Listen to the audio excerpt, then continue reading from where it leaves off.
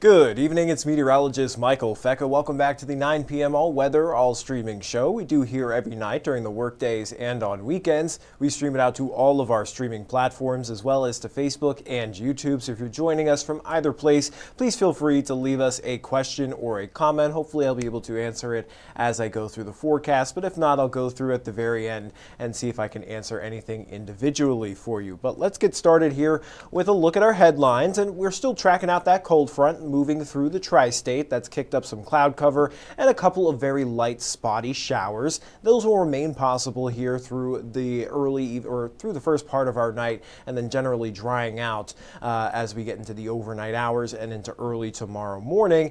We may start off with some sunshine for our Sunday, but it'll be very brief. We will see an increase in that cloud cover through the day, and that'll eventually lead into that potential for some rain, and then even the chance for some snow mixing in there along and north of I-64. And then looking ahead to next week, we have a parade of rain and storm chances with almost daily chances for rain going through the entirety of next week, into next weekend, and possibly even into the beginning of the week after that. So not a whole lot of dry time or sunshine in the forecast here for the next 7 to 10 days. So hopefully you're able to soak up some of that sun yesterday and today. Speaking of today, let's take a look at those temperatures. With plenty of sunshine, we warmed all the way up into the upper 60s to lower 70s in some spots. We topped out at around 69 here in the Evansville area, 74 to the south there in Bowling Green, and 76 out towards Paducah. They actually broke a record high for the day today.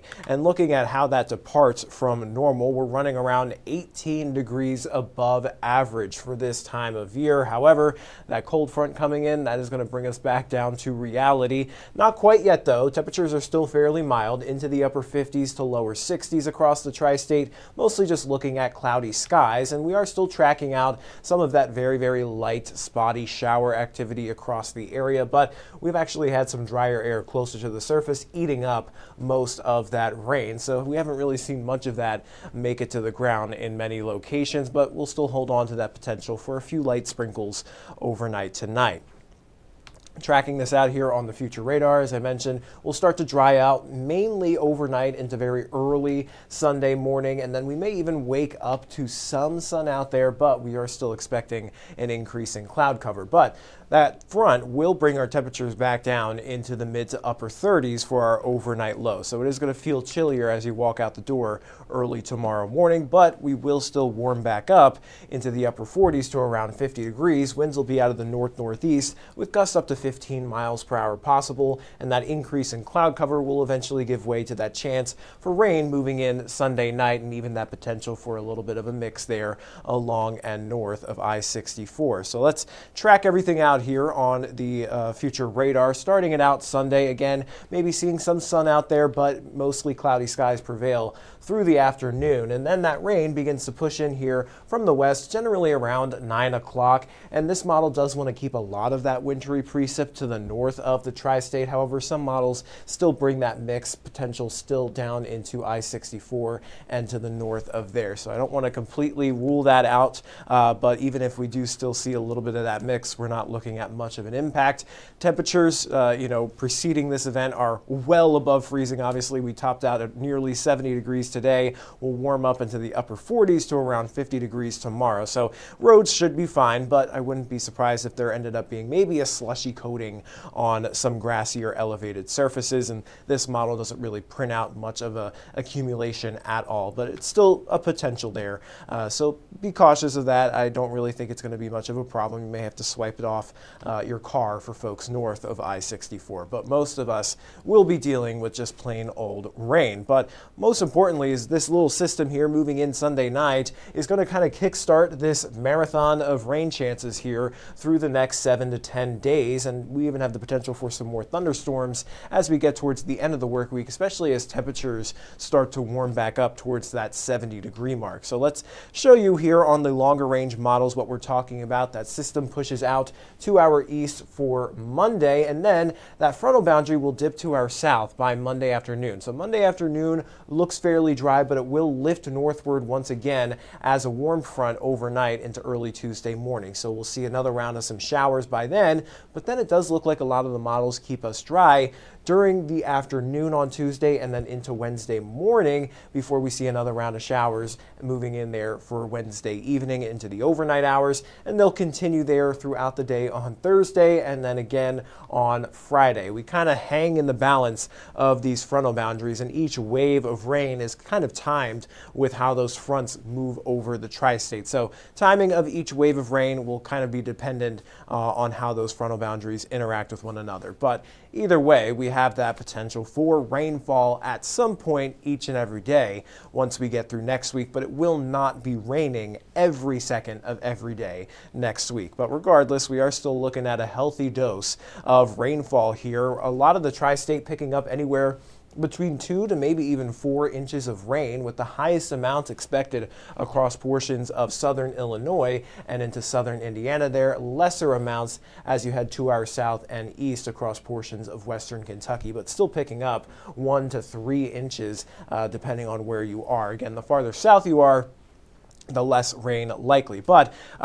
this is mostly going to be beneficial for us. We've had a very, very dry winter so far, and one of the driest Februaries we've had on record is actually tied for the 6th driest February on record since records began here in the Evansville area. And the areas that are lined up to see the most rainfall out of this are also the areas that are seeing the most drought across the tri-state currently. So areas of southern Illinois, even into southern Indiana, have been placed into that moderate drought there, and even out towards south central Illinois into severe drought territory. So this rain will be very, very helpful for those folks out there. And looking at that flooding risk, we have been outlooked at least for a slight or isolated risk for some flooding there by the time we get into Wednesday. I mean, by that point, the ground will have saturated enough to where any heavier rain bands that move through may cause some isolated areas of flooding. But even outside of the next 7 days, the Climate Prediction Center still has us outlooked here for the potential of very heavy precipitation